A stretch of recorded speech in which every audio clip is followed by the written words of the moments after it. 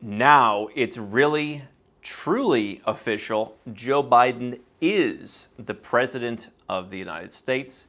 He's been sworn into office. His administration is in power. There's no turning back now. And so today I'm going to share with you a couple of the ideas I have for how to prepare yourself for a Biden administration. We've been talking about that for a long time. But more importantly, I think I'm going to share with you what some of the fear and the anger and the concerns around this election ever since November mean, and why, for me, it's so much more important today to be a nomad capitalist than it has been in the last 4 years.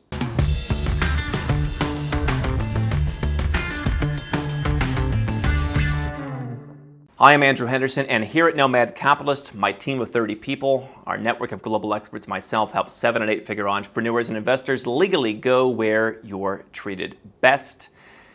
Joe Biden is the president, and we've made videos. What happens if Trump wins? What happens if Joe Biden wins? Is Trump good for entrepreneurs? What's Biden going to do? Is he going to take all of your wealth? I don't have all the answers to those questions. Sorry to disappoint you, but here's what I am going to say. We have put out content when Biden was announced as the winner. We've talked about what life would be like under a Joe Biden administration. And I've also said that if you are a nomad capitalist or an aspiring nomad capitalist, let's not give so much credit to Trump that he made your life so much better.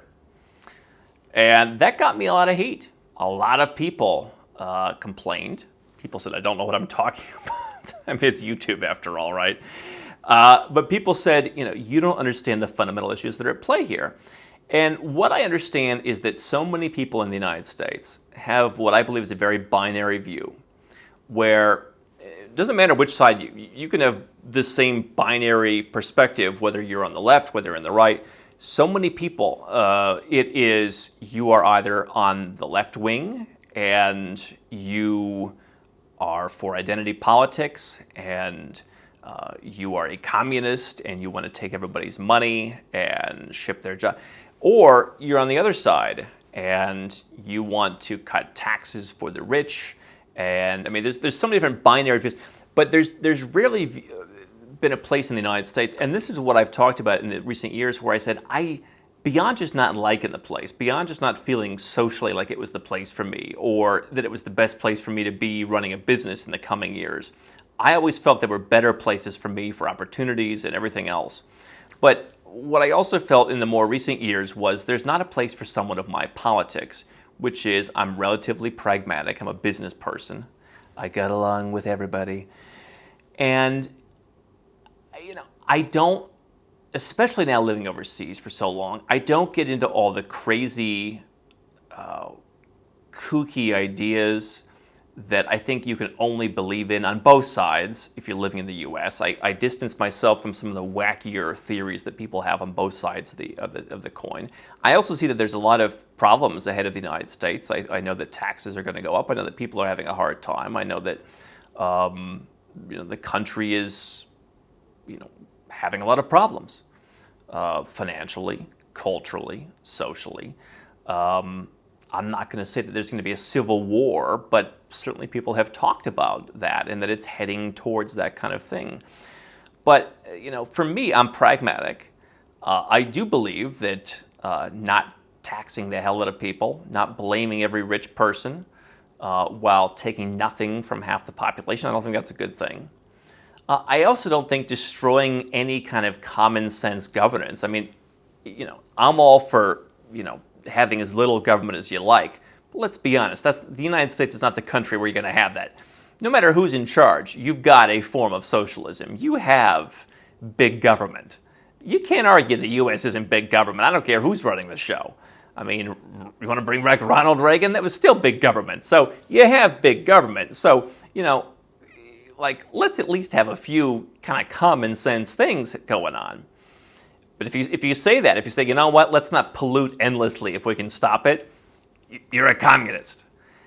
And people have said, no, Andrew, you don't understand. You know what I understand? I understand that Donald Trump brought in America first, which for people like me was, if you live overseas, you know what? Why are you getting a free ride? Why are you able to pay nothing? Let's raise your taxes. Let's make it easier to bring your business back to the U.S. and let's punish you for running your business overseas. Let's impose more regulations on people overseas. Let's not get rid of FATCA. Let's not get rid of citizenship-based taxation. Donald Trump did not do much for people like me. And ultimately, I realized that if someone like that could be in power, America first would ultimately mean people who are overseas last. And I chose to leave for a sense of peace, which I've been very happy with. Now we're going to the other side.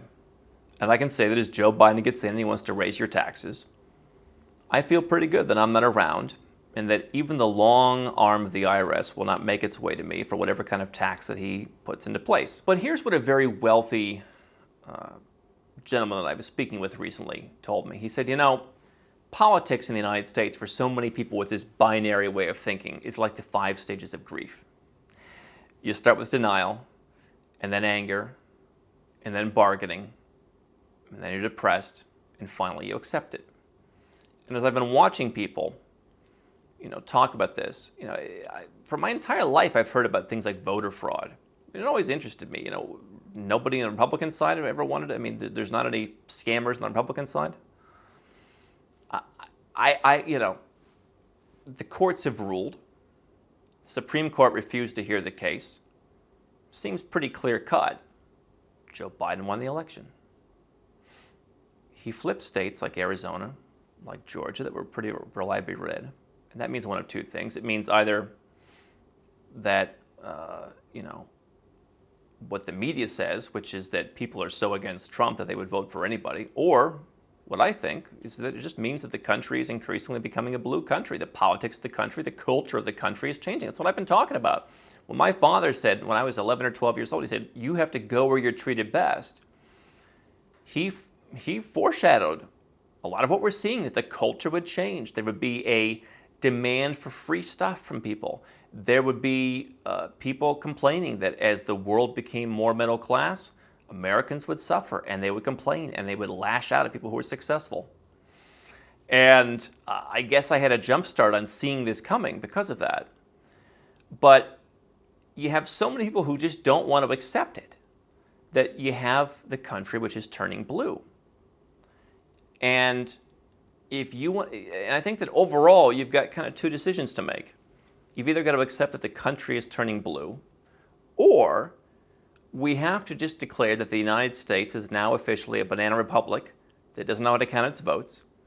It's no better than Belarus or Egypt or North Korea or Putin's Russia. I mean, whatever example you want to use, those are your 2 choices.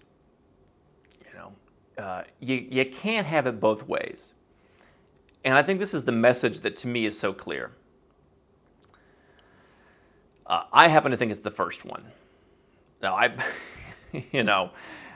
do I think that the United States is really a third world country? Certainly there's some things. I mean, you drive on the roads. Let me tell you something. Most countries I go to have better roads than the roads in California, where they are extorting you and taxing you to death. I mean, those roads are pretty bad. I've driven on better roads in Ukraine, quite frankly, let alone Malaysia, Dubai, etc. So some of the things that you're dealing with, some of the infrastructure, some of the healthcare in some places, yeah, it's not very advanced. Am I going to sit here and say that the U.S. is totally crumbling, it's become a banana republic? No. But if you think that you're in a country where they manufacture 6 million votes, then maybe that's what you have to admit. Or you can take my more pragmatic side and just say, yeah, the country's changing. The country does not believe in pick yourself up by your bootstraps. It does not believe in building an empire and reaping the rewards. It believes in you didn't build that. I was a pragmatic guy living overseas when Obama said, yeah, you know what? Let's not be enemies with Cuba anymore. I said, yeah, pretty good. But then I remembered back to when my father was on the radio for many years in Cleveland. Eventually, radio consolidation set in, and they brought in a new guy to host the afternoon show. And he said, this guy will last forever because he's so Cleveland. And he was right. This guy typifies Cleveland, where I'm from. It's kind of brash, not that educated, just kind of says stuff. These, the kind of people who listen to that, maybe they voted for Trump. And I think that, in a sense, what Obama did, in terms of, let's have a nice relationship with Cuba, it's not very American. Americans want to say, like, everyone's out to get us. These people are terrible. And everyone's our enemy. We've been at war our entire existence. I'm not saying the average American person wants that, but the concept of the modern United States is, like, let's go after everybody. And that's part of why you have a situation now where a lot of people around the world don't like Americans as much, or right now with the pandemic, they don't want Americans to come to their country. And obviously we're simplifying things here, but, Barack Obama, in addition to maybe a couple things I would agree with, he said, you didn't build that. And then Trump got in because people wanted to shake things up, and now it's right back to, Obama number 2. And so, I believe that that's the direction that your country's going. You have some people who will keep voting Republican for sure. You have 2 parties. I mean, they're going to be competitive.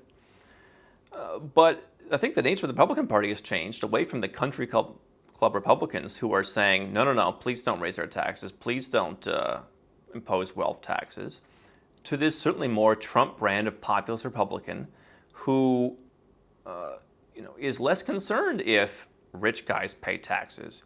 I watched a couple of documentaries interviewing a bunch of the Trump era guys for Frontline on PBS. And some of them were saying, you know what, yeah, sure, run up the debt if that's what it takes in certain situations. Or they're saying, yeah, you know what, raise taxes on wealthy people to, I think, 44%. This is the Republicans. This is what they're offering now. The populist brand of Republican is, yeah, sure, yeah, that guy's $1 billion, sure, tax him more. How dare he be Jeff Bezos? I mean, how dare he produce a business and a service people love? This is the country. I lived in Arizona my entire adult life. It was a reliably red state. I worked in the talk radio business. I had a business that worked primarily with talk radio stations, and I lived in Phoenix. You can imagine how conservative some of these people were. I mean, you want to talk about build the wall. I was here in Build the Wall back in 2003. I mean, that was a big thing. And now it's a blue state. Even with Republicans on the populist side saying, like, sure, tax rich people some more. And so those are your 2 options. I believe now more than ever it's more important to be a nomad capitalist, because to me we've almost kind of gone full circle. You've gone from the guy that they said was going to destroy the United States with his socialism, Obama. Then you went back to Trump, who with his Republican populism is going to bring us back to perfection, this Messiah-like perfection.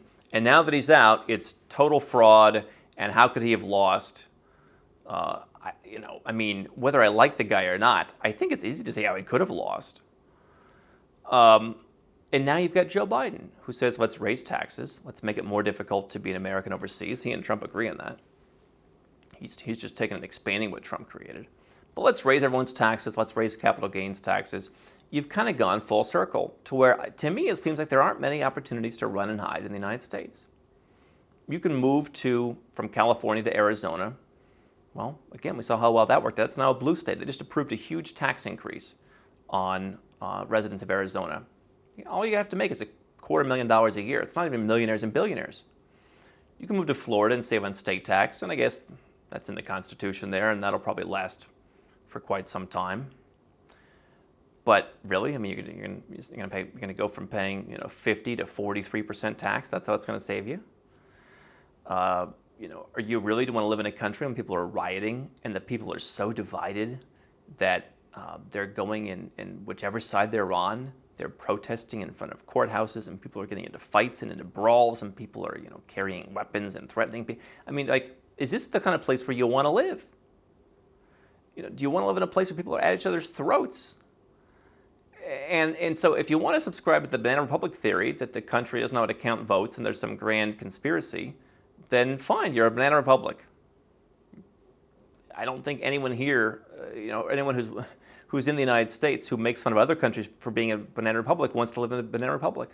So if that's what you think, then by your own logic, you have to get out. But I think, deep inside, a lot of people are going through the 5 stages of grief. They're going through the denial and then the bargaining and eventually to the acceptance, but it's going to take a while. And there's going to be a lot of pain in between. And, from a financial point of view, from a lifestyle point of view, from a personal safety point of view, from an asset preservation point of view, I don't believe that the United States or its dollar or living there or its citizenship are really the best things to be hitched to in the next couple of years. And so to me, these are all the reasons why being a nomad capitalist is so important, and why so many people have been calling and asking for help, asking for either an active plan A to leave, or a plan B to have a safe haven, to have a set of strategies that if they need to leave, they can. But "it can happen here" is now a terribly outdated phrase. It can happen here. It's already started to happen. They listen to your phone calls, they read your emails, they know where you're at, they want to take more and more of your money. People are at each other's throats. And so for all the people who have tried to paint me into a binary corner where I can't be pro-capitalism, but also say, you know what, I'm not the most patriotic guy. If a country doesn't serve me, I'm leaving it. And so many people on the side that I thought the side that I voted for pretty much my entire adult life, except when out of protest, the Republican side, because I wanted, out of self-interest, my taxes to be lower, and I thought it was the right thing for the country. That side of the coin now says, I'm a jerk for leaving. I'm a traitor because I want to go where I'm treated best. The party that talks about freedom, the party that talks about capitalism, that talks about keeping more of your own money, less government. I'm for all those things and a lot more than those people. Believe me, you give me a lot less government than these people want. I'll take less government than they can dream of. I'll take lower taxes than they can dream of. That's what we offer here at Nomad Capitalist. And they want to call me a traitor for going to the places that are the modern Americas in principle, that the idea that America has left the United States, now it's somewhere else. They blame me for going there just as their ancestors had left somewhere they did not believe in to come and live in the United States, and I am the traitor. This is everything you need to know. And so I've been put in a binary corner, and now I'm giving people in the U.S. a binary choice. You really have to accept one of those two choices, Banana Republic or the country is turning against you, because it has becoming more and more liberal, more and more tax the rich, more and more let's take over the course of the last 20 years. People want to go back to Eisenhower, 90% tax rates. And so is this a place where you want to live? Is this a place where you want your wealth? Is this a place where you want to earn money? Or would you like to live somewhere where your tax rate is 4% and the government leaves you alone and they don't bother you? They don't follow you around and issue decrees and tell you how to live your life. If that sounds more appealing to you, then welcome to Nomad Capitalist, because everything we talk about is about cherry picking the best places for you, how to go where you're treated best, whether it's from banking to where you live, to where you run your business, to where your citizenship is. The U.S. has taken a hit over the last year. And if you're upset about a Biden inauguration, then it's probably time to get some plans in place to protect your wealth, make sure your taxes don't go up, make sure you have the personal freedoms that you hold dear. No matter who won, I would have said the same thing, but I think a lot of people now are realizing why they need an escape plan, now more than ever. How can Nomad Capitalist help you? 4 ways. Number 1, subscribe to our channel and click the notification bell to make sure you get our new video every day. Number 2, get a copy of Nomad Capitalist, the book. You'll learn a lot of my personal experiences over a dozen years of studying this stuff, as well as exactly some of the strategies that you can use to build your Nomad Capitalist plan. Number 3, if you're not sure where to start, but you want to come and learn from my team and I, you want to come and mingle with like-minded people, learn more about our live conference, Nomad Capitalist Live. It's coming up soon. And number 4, if you want some help right now because you've got a burning issue, you need something solved, you want to lower your taxes, get a second passport, or build the Nomad Capitalist lifestyle of your dreams, go to nomadcapitalist.com and click on Become a Client.